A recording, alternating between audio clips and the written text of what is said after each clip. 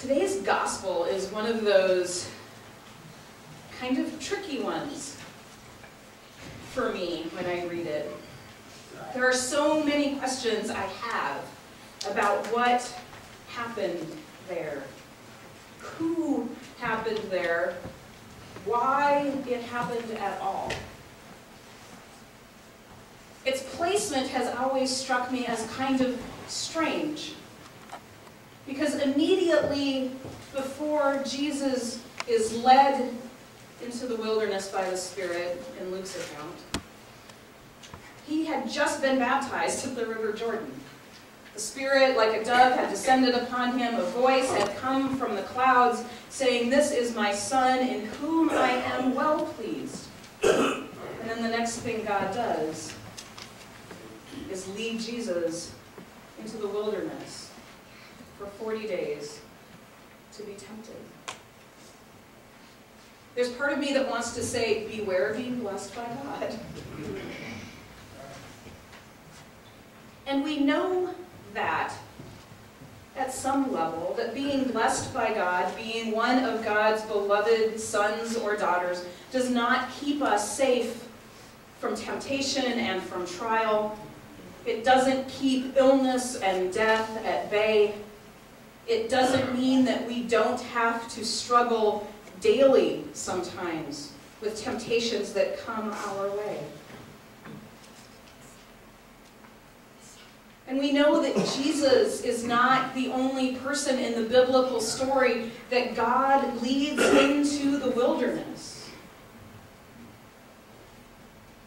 God sets the Israelites free from their bondage in Egypt, and they are led by God through Moses and Aaron and Miriam into the desert, and not for 40 days, but for 40 years, where they were tempted, and they didn't do nearly as well as Jesus at resisting that temptation. They grumbled and they complained. There's no food. What, it's only manna day after day. We aren't having nearly as much fun as we had in Egypt. Let's return to those gods. They were more fun than you. And they built idols, and they complained. I can't blame them. Who wouldn't complain? 40 years wandering around the desert when it should not have taken nearly that long. But I wonder if it isn't, as I once heard somebody say, their discipleship school. It's where they learned how to be people of this God and not the gods of Egypt.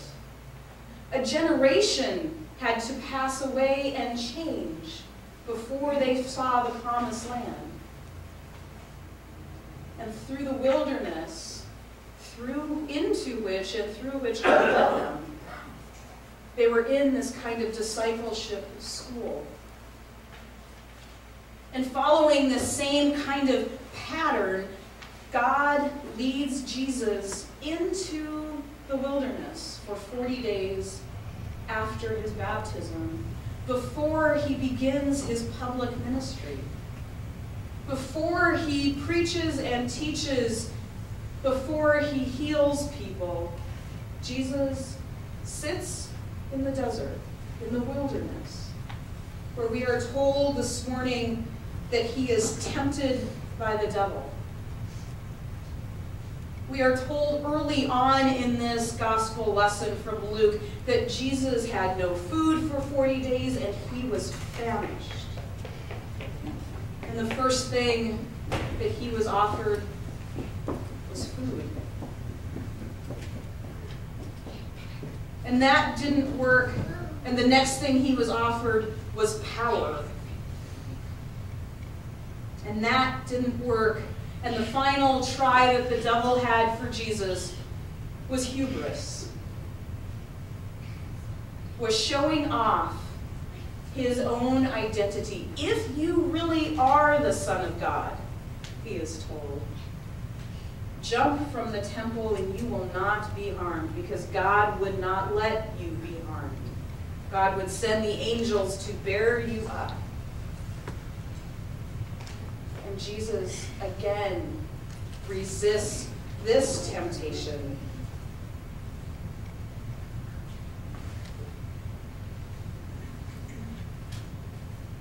We all have our own wilderness, sometimes in the plural, which sounds strange as wildernesses. We all have been in those places where temptation seems to nip at our heels every step we take. You know what some of those wildernesses have been for you. For some, it's addiction.